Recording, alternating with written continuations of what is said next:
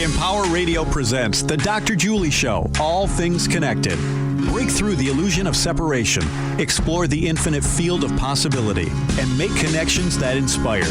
Now, here's your host, Dr. Julie Kroll.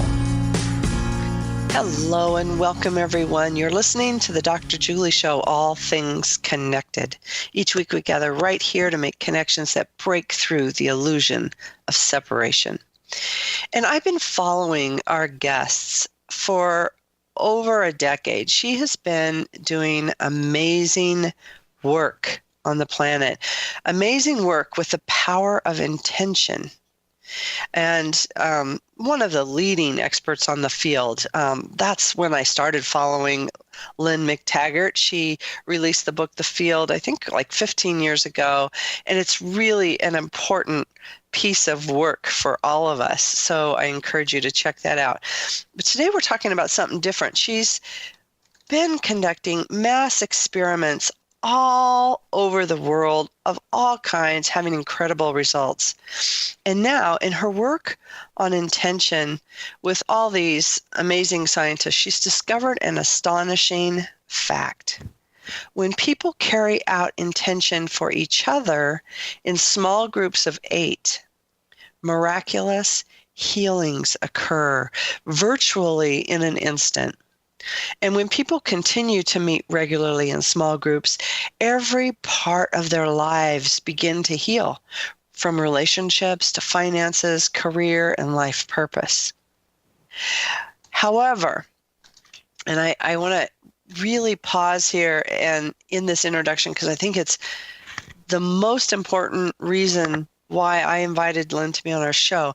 I saw her speak last June in New York City. And Lynne is an amazing, engaging speaker, and I just expected her to talk about the miracles of everything that's been happening with the experiments because I've followed it and I know she's doing amazing work. But the most memorable and moving part of her presentation may surprise you.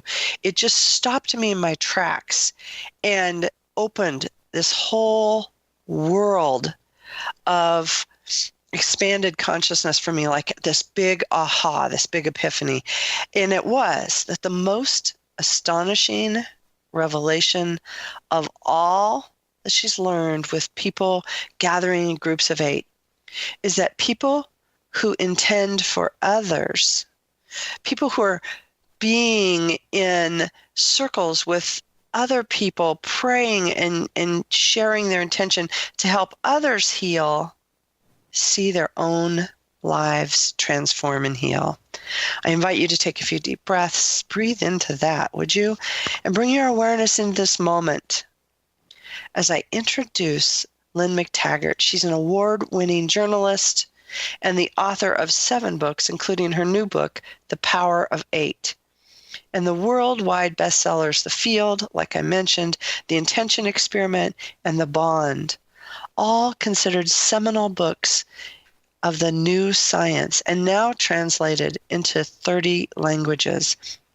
Like I said, Lynne is a dynamic speaker. She's spoken and held workshops before diverse audiences around the world. She's the architect of the Intention Experiment, a global laboratory involving thousands of people around the world testing the power of group thought to heal the world. And this is such an honor to have her with us here today. Welcome, Lynne. Thank you, Julie. It's been great to be with you.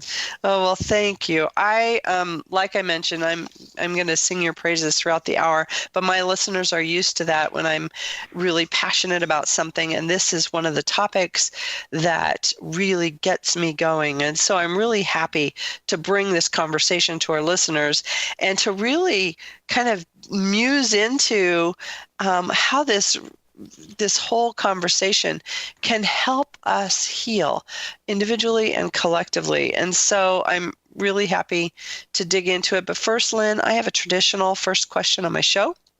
I always like to set our conversation into this larger perspective and this theme of what we're talking about here. So can you share with our listeners, what does all things connected mean to you? Really good question. Well, I found that and found scientific evidence for that with my first book in this area, The Field, which I published back in 2001, 2002 in the States. And what we discovered is that in the absolute nethermost level of our being and the being of every element on the planet, there is a little dance going on with subatomic particles. They send energy back and forth like an endless game of tennis. I mean, subatomic particles aren't like little solid billiard balls. They're vibrating packets of energy, and they're trading energy, as I say, like this little game of tennis. So there's not much energy going on between a single set of subatomic particles. But if you factor in all of the subatomic particles doing all of this energy dance, you get this unbelievable, unfathomable amount of energy. And what's really interesting about this is that gives rise, when they do that, they create a little virtual particle that is there for just less than a blink of an eye. And that creates a giant field. Now, this subatomic field is essentially got two big implications. One, it's, subatomic particles, they are also waves, go on to infinity. And they also have an infinite capacity to store information. So when they bump into other subatomic particles, they take on that information. So essentially, this field is kind of a mothership of all information. But it also, when things bump into other things, and the information can go on forever, it means everything's connected to everything else. So my view of we're all connected is demonstrated in that very scientific, sciencey idea of we're all part of this giant quantum energy field.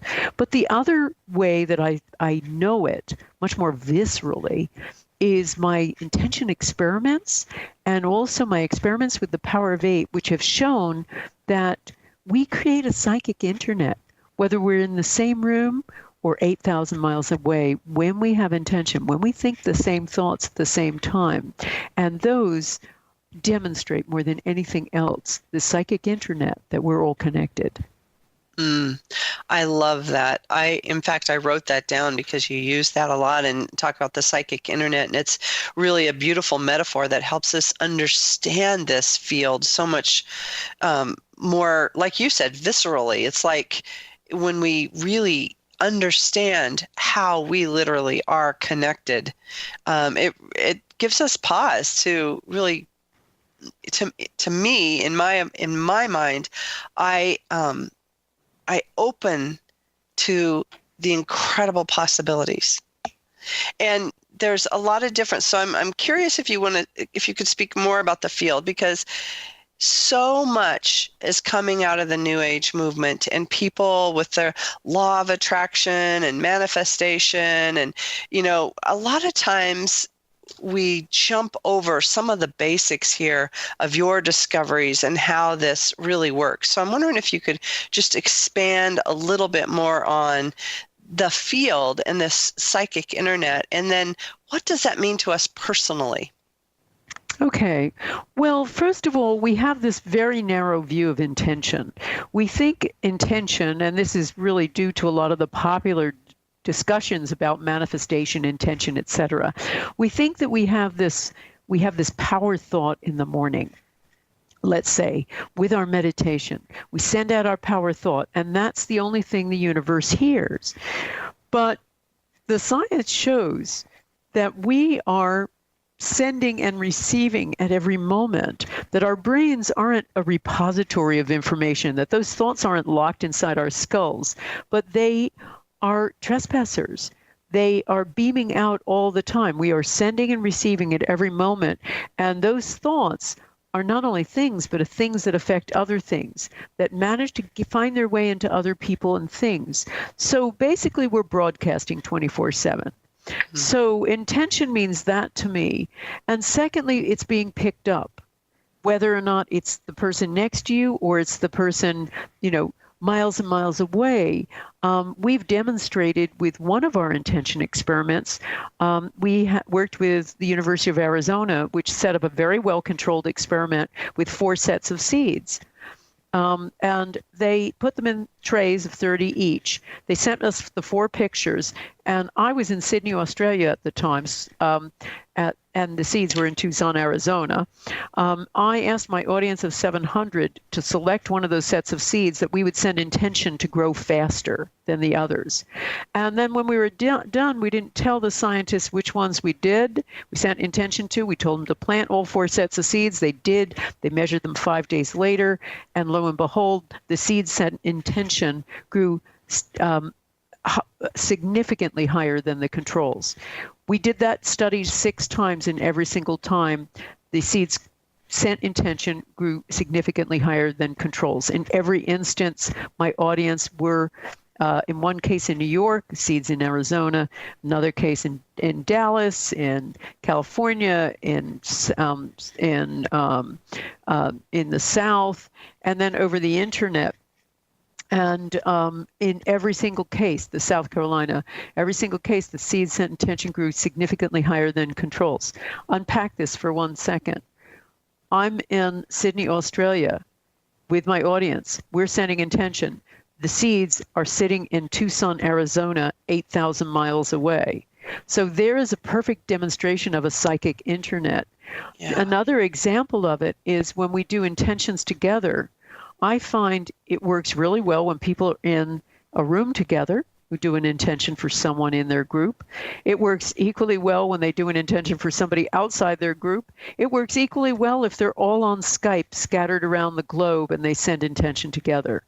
I've found when we did intention experiments, when we all focused on something, you could feel the energy. It is palpable, even though people were sitting individually in front of their computer screens somewhere around the globe. And in many of them, we've had people from more than 100 countries participate. So all of those things demonstrate to me that consciousness forms a connection no matter where we are. Yeah. Consciousness forms a connection no matter where we are. And all we have to do is the attractor is thinking the same thought at the same time. It seems to be.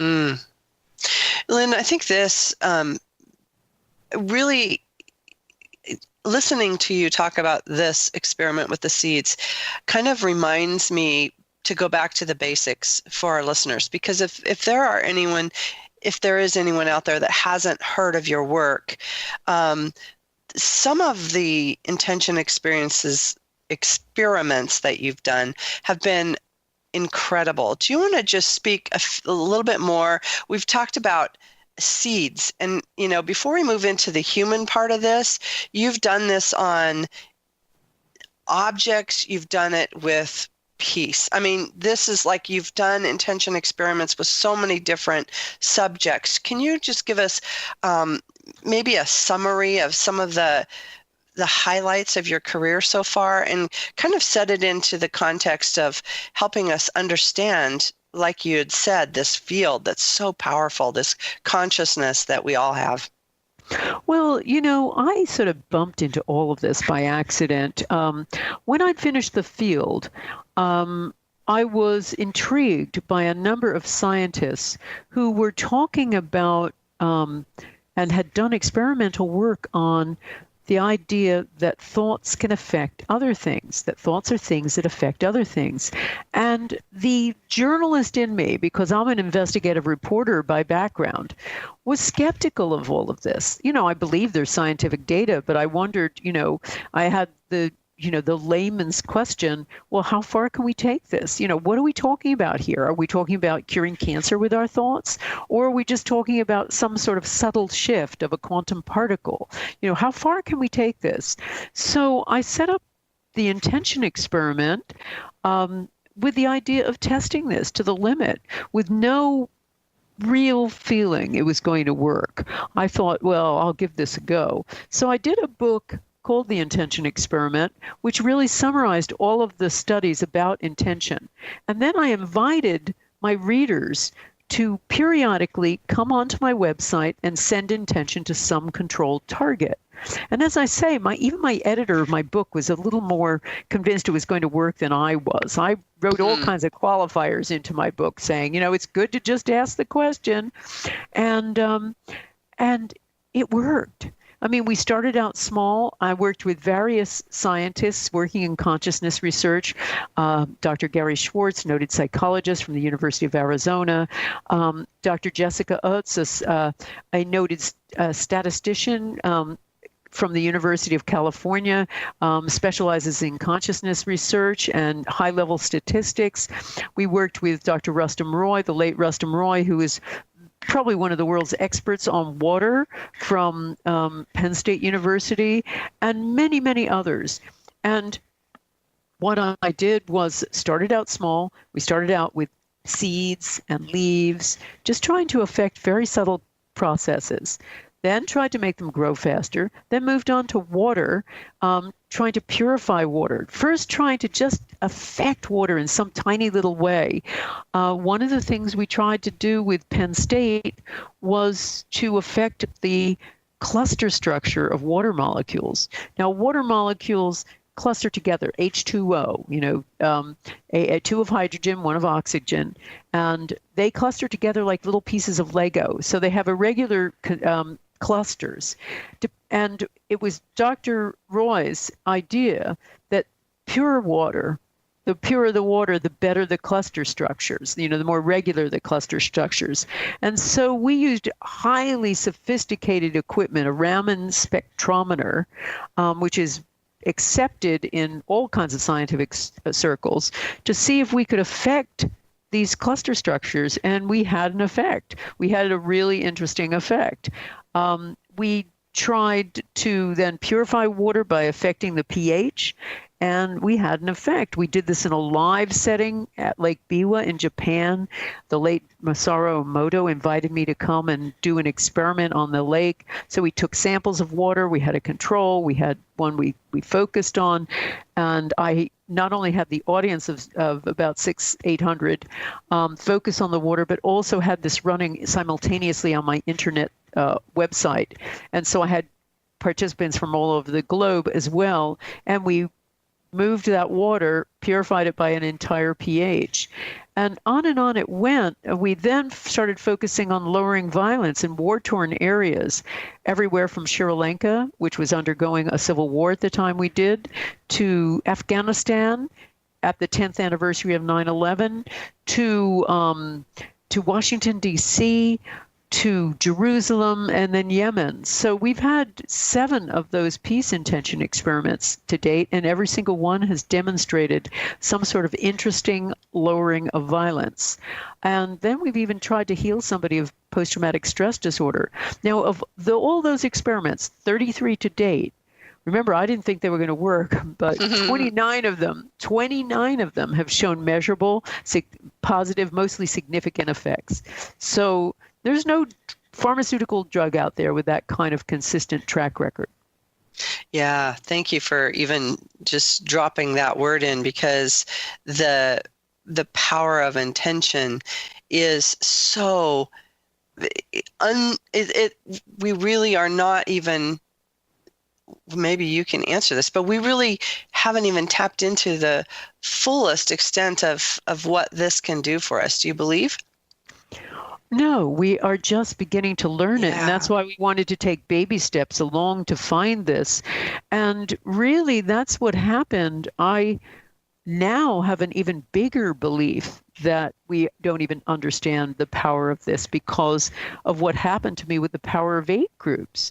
I mean, back in 2008, about a year after I started the intention experiment, I was curious as to what would happen if I ran a workshop and had small intention there, but I wasn't really sure how to do it because I was starting to see these big effects with the intention experiments, but I wondered, well, okay, what happens if we scale this down? But, I am a reporter by training and a journalist, and I hadn't run many workshops at the time. I've run hundreds and hundreds and hundreds of them since, but at the time I hadn't. I wasn't sure what to do, so I was kicking this around with my husband one day, and who's also a journalist. And I said, well, I don't know, maybe we'll just put people in groups of 8 and just have them send healing intention to somebody in the group with a health challenge. And he, being a good headline writer, said, yeah, I love it, the power of 8. And that's kind of how it started. We ran our first workshop in Chicago. We put people in groups of 8. We asked them to find somebody in the group with a health challenge. We had them all formulate the same intention to be held at the same time. I knew a lot about how to do intention because I'd studied that with intention masters to write that book, The Intention Experiment, and I'd also seen what worked in the lab. But I didn't know what to do about small group intention. So I was basically making it up as I went along. You got to hold hands. You have to hold the person this way. You have to do this. You have to do that. And I assumed when they came back the next day and reported on what had happened to them, that we were going to hear that they'd had a very nice feel-good effect, nice and relaxing, like getting a back massage. But that was not what we got. What we got was an extraordinary litany of people lining up one after another saying things like this. I have cataracts and my eyes are 80% better. I have terrible knee arthritis and I'm walking normally today. I went down the stairs just normally and there's no pain or anything. I can do all kinds of things now. I have terrible migraines and my head is clear for the first time in years. I have bad stomach. I have IBS, and I'm completely great now. So, on and on and on it went like this.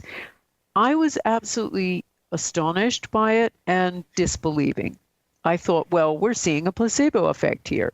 So I continued to think that, but started experimenting with it and then found, well, actually, it's something more than that, because not only were the recipients being healed, but I had an awful lot of times where if they focused on somebody with arthritis, the other members of the group with arthritis were also getting better.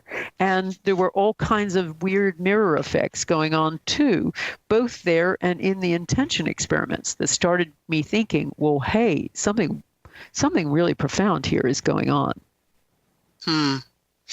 And that moment on stage when you were talking about the mirror effects really opened this epiphany for me when you mentioned that, yeah, of course people are healing and you're citing all these amazing healings.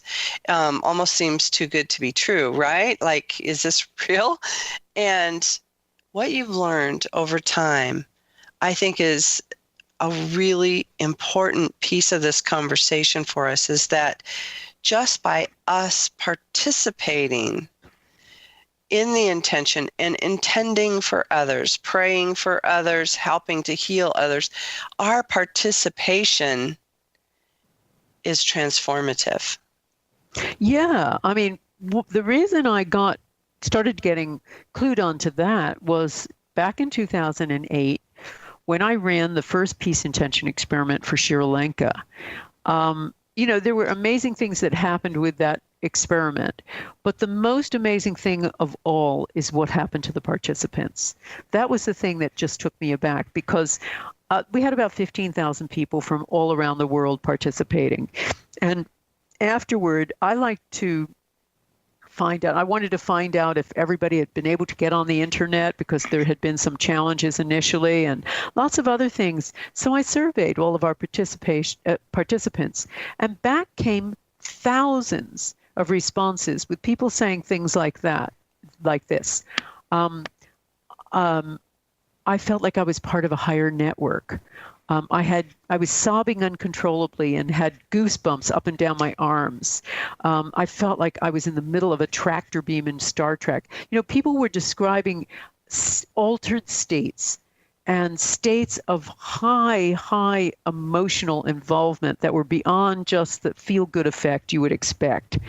But even more important, when they reported on their lives, they started talking about how they were getting along better with their spouses and family.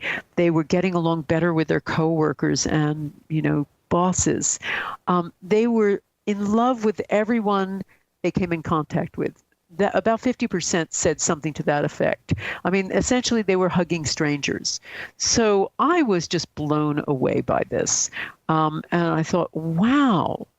And then as I carried on with peace experiments, I found that every single time there's something transformational on some major, major scale was going on with the participants. And it seemed to mirror our focus. So if we were focusing on peace, their lives became more peaceful. If we were focusing on healing, like we did with this fellow Todd Voss, he was a Gulf War veteran who was suffering from post-traumatic stress disorder, their lives began to heal. Their health challenges began to heal. We had hundreds of people saying, my skin is really improved. I have terrible eczema. I have terrible gut problems. That seems to be over. My arthritis has really cleared up, and on and on and on. We were getting miraculous healing stories again, hundreds and hundreds of them in the surveys. Beautiful. Beautiful. We need to take a break, but when we come back, I'm going to ask Lynne how you can start your own intention experiment or your Power of 8 circle. She will teach you that in the book, The Power of 8, but we're going to get a little insight in our second half of the show. So we're here with Lynne McTaggart, author of The Power of 8. I'm Dr. Julie with The Dr. Julie Show, all things connected, right here on Empower Radio. We'll be right back.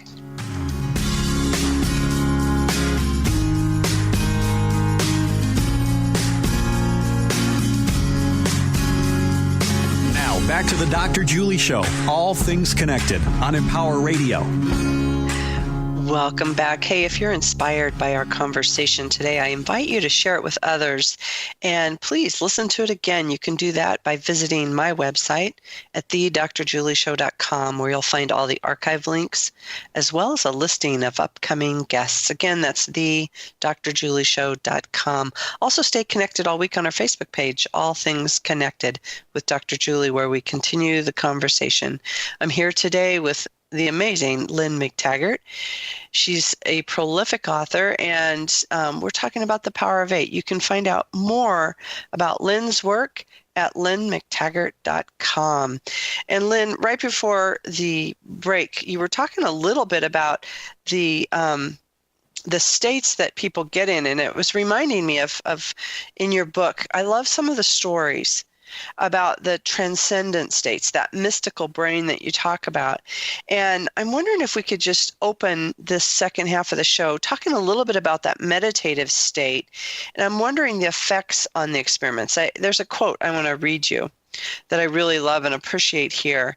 And I'll tie these two things together. You wrote, "Many of these esoteric traditions define health as something far greater than an absence of anything going physically awry.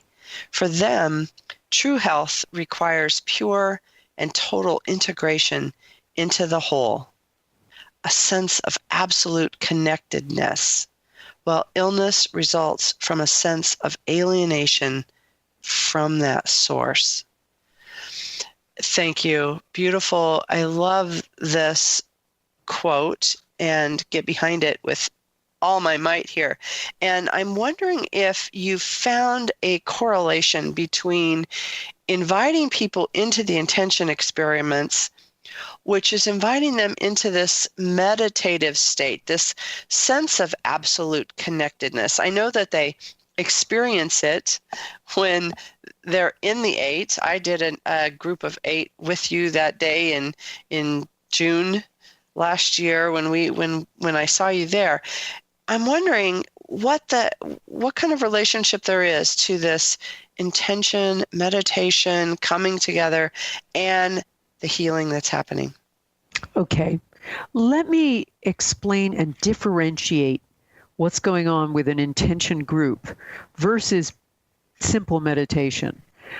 We've actually done brainwave studies on our Power of 8 groups because I have been studying this since 2008 to try to figure out what on earth went on in Chicago and for thousands of other people since.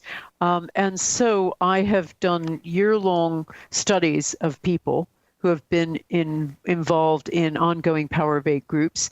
And also Life University, one of the largest chiropractic universities in the world, offered to put their neuroscience department at my disposal. And so they've already run the first of a series of studies we plan to do on Power of Eight groups. The first one, we got volunteers from the student body, would-be chiropractors, just coming in and forming our little Power of Eight groups. And most of these people had never even meditated before, let alone done a Power of Eight group. And we put an EEG cap on one member of each group, a sender. And here's what we found consistently over all of the groups. The brainwave signatures, which is what an EEG cap measures, were nothing like meditation, which we didn't expect. We thought it was going to look just like meditation. What we found is that very quickly after being part of this Power of Eight group, the parts of the brain, the parietal lobes, which sit in the very back of the head, toward the back on either side, which govern our sense of self. They tell us what's me and what's not me, and they help us navigate through space by saying, this is me, this is not me. They were dialed way down. And so were other parts of the brain, notably the part of the right frontal lobes involved in worry, doubt, negativity, also turned way down. What these were brainwave states that were almost identical to Sufi masters involved in chanting or Buddhist monks involved in ecstatic prayer. They were instances of people entering a state of ecstatic oneness. Now, that is not a quiescent state like meditation. That is an active, focused sense of transcendence. And that's exactly what they were describing. Remember? Goosebumps all down my body, sobbing uncontrollably, feeling like I'm in some kind of amazing altered state, not feeling my body anymore, all those kinds of states. So these are people who have lost their individuality and entered a state of ecstatic oneness. They've had a mystical experience, essentially. And here was the thing that was so mind-boggling for me. It takes years to become a Buddhist monk and many hours of practice to do Sufi chanting, to become a whirling dervish. I mean, these guys were student volunteers. They'd never even meditated, let alone done a Power of Eight group. And they just had they had a 12-minute video for me giving them the fundamentals. Nevertheless, they were transported into this extraordinary altered state. It was like a fast track to the miraculous. And so it clued me in on something really profound, which is, we don't need ayahuasca or sweat lodges or walking on our knees for hours or whatever to get into an altered state, to feel the transcendent or the divine. We just need a group and a focus on somebody besides ourselves. Yeah, right there is an important piece that you write about too. Can you speak more about that? Because the focus on someone outside of ourselves is the key here. It's really important. It is the key here. And I recognize that, first of all, from the intention experiments, when people were getting healed, when they were trying to heal a poor, beleaguered country like Sri Lanka or Afghanistan. And I also found that, when they focused in the Power of Eight groups, one of the things that I did to try to see what would happen was put people into groups of 8 and observe them for a year. I got 250 people to be part of a master class. And after I'd done 6 weeks of training, I put them into groups and they stayed in groups for a year. Now I've ritualized this into an annual master class that I'll be starting on February 2nd this year. And it goes for an entire year. And I monitored them every month, every week. I wanted to find out what was going on. And I was constantly in touch with them after the teaching and did backup calls. And they filled out questionnaires all the time telling me not only how their health was, but also their finances, their career, their relationships, their life's purpose. I wanted to see if everything in their lives would start to heal. And it was fascinating. We had amazing results right off the bat. One woman with 15 years worth of chronic fatigue who could barely walk her dog for 10 minutes without having to lie down all afternoon. After her group did intended for her, she found out the source of her chronic fatigue, and she is now lifting weights and going on hikes. We had somebody else with lifelong depression, very embarrassing as a clinical psychologist. And he had his group, again, focus on helping him find the source of this depression, because as you can imagine, being an integrative specialist, he tried everything, alternative and otherwise. And as a result of that, he got a brainwave to check out his liver filtration systems, and one of them wasn't working. That was sending toxins right into his brain, and that turned out to be the cause. And that he healed that, and not only healed that, healed his depression, and everything in his life changed. He went back to his fighting weight. He overcame his writer's block.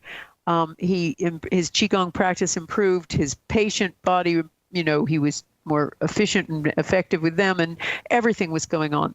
But, there were a few people, Julie, where nothing was happening. The group kept intending for them and nothing was happening. And so I was just frustrated one day, and I just said, to Andy. Andy was recently divorced, and she had small children. She'd given up her gift store business, wanted a new challenge, had lots of experience as a coach and a marketing person, but she wasn't getting anywhere applying for a job.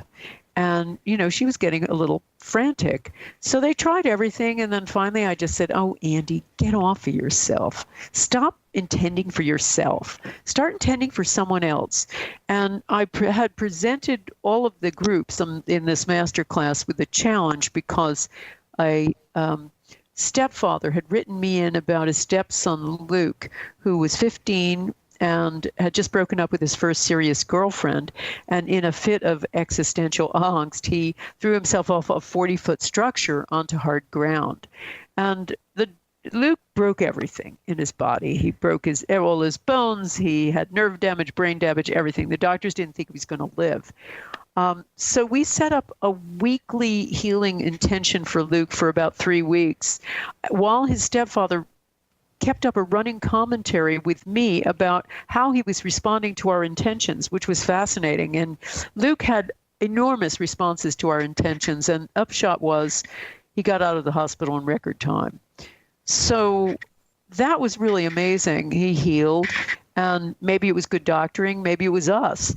But the more interesting thing, as far as I was concerned, was what happened to Andy. As soon as Andy put her focus on Luke, out of the blue that following week, she gets a call from somebody she doesn't even know offering her dream job.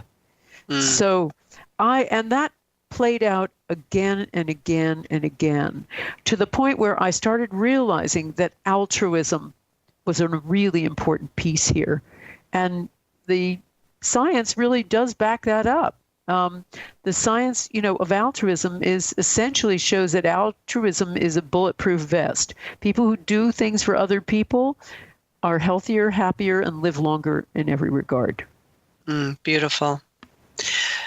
Beautiful. So this is a beautiful prescription for individuals as well as our collective healing on the planet. So I want to just kind of move into how our listeners can do this for themselves. And I really want to talk about constructing a Power of 8 circle. If they want to do this, it's very simple. Can you give them the instructions? Okay, well, I can't give all the instructions on this one little, broadcast, but I can give you a couple of tips. It's all the instructions are outlined in detail in my book, The Power of 8. And then we go into a lot further and in-depth work in all of the workshops I do, all the retreats I give. I'm going to have a retreat in Spain in early October. Our master class is about sold out, but there might be a few places left. That's it. But we run periodic workshops for this. But the nuts and bolts of it are basically to get a batch of friends together. It doesn't have to be 8. 8's kind of a Goldilocks figure. It's not too big, it's not too little. But I found it works with 5 and it works with 12. I think more than 12, it starts getting unwieldy, and under 5 is a little bit small, particularly when you're setting out. And you basically just meet regularly and send an intention to a member of the group. And I will give you one big hint that's really important here, and that is to be specific. I mean, there is all kinds of stuff out there about don't really tell the universe what you want. Don't be specific. You'll limit or you'll be negative or all this kind of stuff. In my experience with our intention experiments and the power of 8, when people are not specific, it doesn't work so well. So being specific is really, really important. Tell the universe exactly what you want.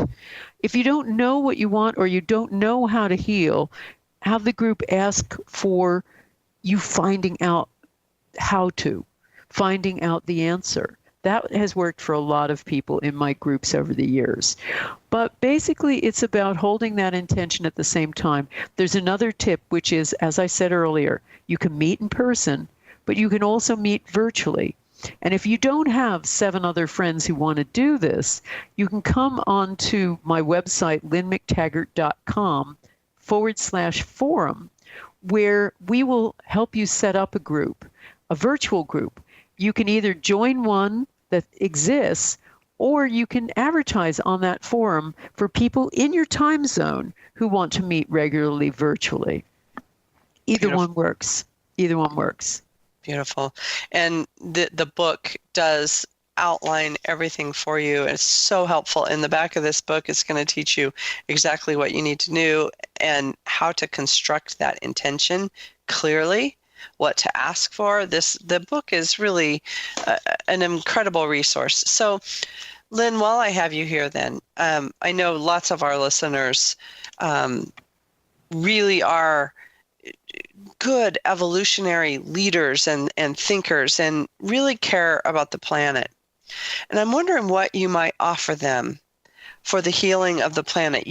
There's one quote that you have that I think is really good medicine for us. And we talk about this concept a lot at Good of the Whole. And you wrote, offering your time to work for the greater good obviously produces more than just a warm and fuzzy feeling. It proves strengthening to both mind and body. And that goes along with the concept that we've just talked about of doing the intention for someone else. Like we get out of ourself, where a lot of depression and anxiety begins when we're focused on ourselves. Oh, I have to heal myself. Poor me, whatever that is. And we're moving into serving others. So when you write that about the greater good, offering our time to work for the greater good, that feels like a prescription that really can change our world. And I'm wondering with, just looking at how do we create this whole worldview when we're looking at all of your research, the field, the intention experiments, the power of 8, to me, this is a tool and a practice that can help shift our consciousness. So what more might you teach us or inspire us to step into here as we're moving forward in service of the planet, in service of the greater good? Well, one of the things that I noticed is with our intention experiments is I carried out 2 of them recently, one last November and the one the November before, where I was using special technology that enabled me to get audiences from different locations. And I was working with a guy who is like the Deepak of the Middle East, who has a big following in all of the Arab countries. So he had been running a summit that I was part of. And so we had audiences from 8 different Arab countries. And the ninth audience, I had been talking with an Israeli documentary maker who wanted to be part of an intention experiment. So for the ninth audience, we had an auditorium filled with Israeli Jews. So we had Arabs and Jews together. And I ran an intention experiment for Jerusalem, for lowering violence in an area that had been very high level with Jerusalem, and a high level of violence. And afterward, we got some data that shows that it seems like the violence went down. But that wasn't as interesting as what happened right after the intention together. Because it was technology where we had cameras in these 9 different locations, they could see us, we could see them, and we could interact. It was a two-way communication. And so I asked them to talk to the different audiences, members of the different audiences, to talk to each other. So we had people from Saudi Arabia and Kuwait and Oman and Bahrain talking to the audiences, the other audiences, including the Israeli Jews. You have to realize that both sides, the Arabs and Israelis, have grown up to absolutely loathe, despise each other. They are the other, the enemy. And yet, right after this experiment, they were sending love to each other.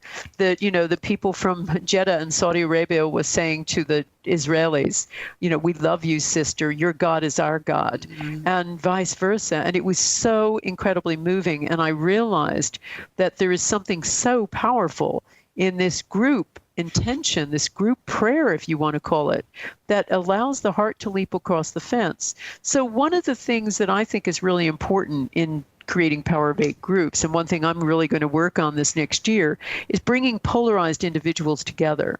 So that's one idea. But the other thing, too, is I will explain why this is so important, and it's not just feel good, oh gosh, I donated some money to charity, but is vital for your life to get off of yourself and do works of altruism like intention works.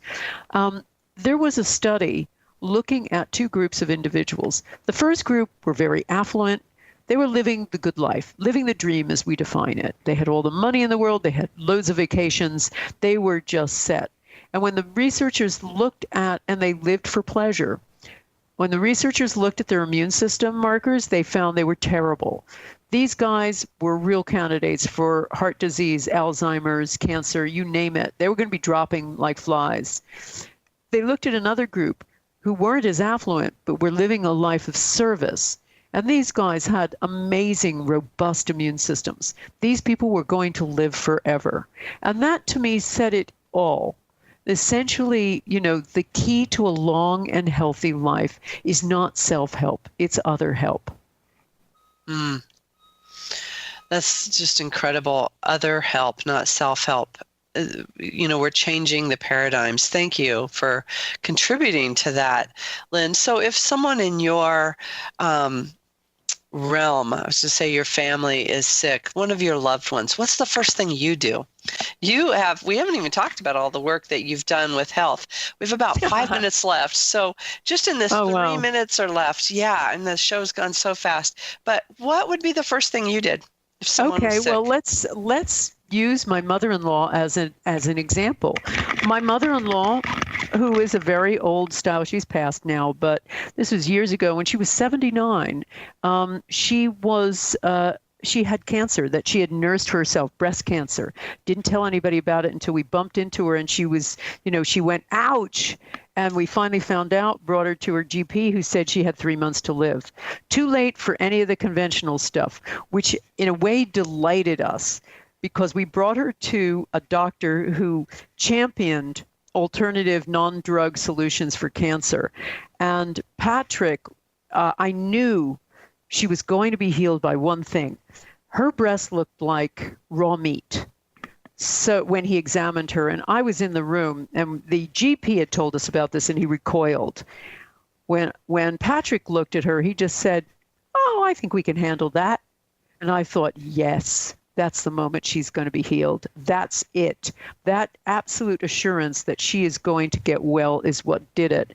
And he gave her intravenous vitamin C. He changed her diet, got rid of some of the sugars and other things. Edie lived many more years. Her cancer completely reversed within a few months. And so the first thing I would do would be to go to, first of all, get it thoroughly diagnosed. And conventional medicine's good at that to some degree. And then start seeking out the very best alternative practitioners.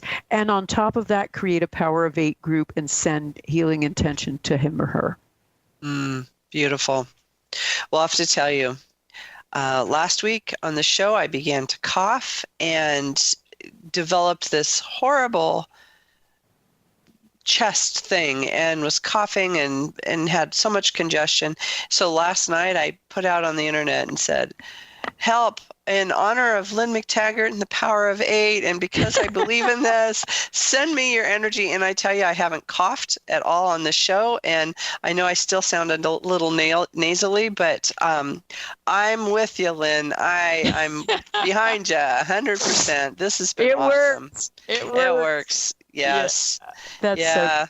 That's so great. Oh, well, I'm so pleased that it has, and I really encourage people to try it for themselves. And also join me at lynnmctaggart.com. If you sign up on my website, you'll get information about our next big intention experiments, which prove life-changing not only for the targets, but for the participants. And we're planning, I'd love to do the next one, bringing both Republicans and Democrats together, and Brexiteers and Remainers over here in the UK, because these polarized populations really need to come together. Oh, beautiful. I'm on board with you on that one. I want to help. So I'm going to go make sure I'm signed up and ready for that. That's incredible. I also have a contact I need to talk to you about with Jerusalem. They are going to do something for the International Day of Peace next year, and they would love your help as well. So, Wonderful. Lynne, thank you so much for enlightening us today and sharing this wisdom, this inspiration, and the power that's in this intention experiment. Thank you so much. Oh, it's been my great pleasure, Julie. Thank you for having me. Oh, you're welcome. And I want to leave our listeners with more of your words. Intending as a group created what could only be described as an ecstasy of unity, a palpable sense of oneness. A cosmic power seemed to work through us, providing a feeling repeatedly described as coming home. The responses from those participating suggested that the group intention experience breaks down separation between individuals, allowing them to experience the God consciousness of pure connection. Many found it profoundly transforming and opening into a reality they never knew existed. Many of our listeners out there are looking for that experience. I'm pointing you in the direction of The Power of 8 by Lynne McTaggart, and hopefully we will all be healing the planet together in this way. You've been listening to the Dr. Julie Show, All Things Connected. Remember, together we're creating connections for the good of the whole. Until next time, I'm sending you a world of love. Bye for now.